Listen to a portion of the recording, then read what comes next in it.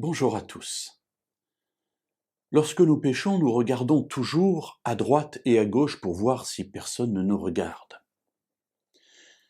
Et c'est prudent, parce qu'effectivement, lorsqu'on pêche, on n'a pas envie que les gens nous voient être en train de faire ce que nous faisons. Alors, on se cache derrière un pilier, derrière un arbre, on se cache parfois dans le noir, on dissimule, on n'est pas franc, on n'est pas droit, et tout cela dans un seul but, c'est de ne pas être découvert, de ne pas être espionné, de ne pas être regardé.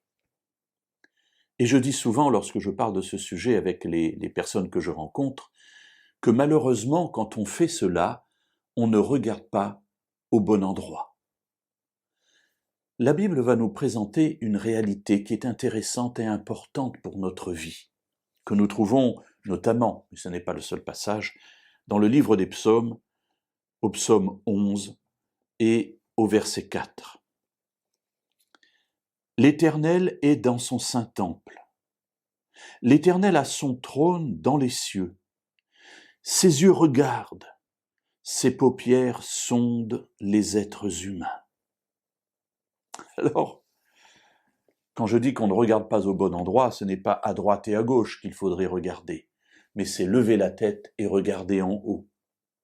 Parce qu'au-dessus de nous, Dieu se trouve là, dans son temple.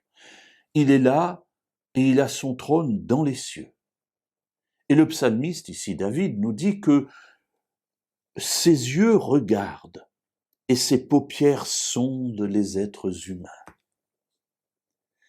Alors quand je pêche, ce n'est pas à droite et à gauche qu'il faut regarder, mais c'est lever la tête et regarder en haut, parce qu'au-dessus de nous se trouve Dieu qui sonde notre cœur. La Bible dira même qu'il y a des milliards de pères Dieu, puisque les anges eux-mêmes regardent notre vie et nous regardent vivre, parce que nous témoignons ainsi de l'efficacité du plan de Dieu pour chacun de nous.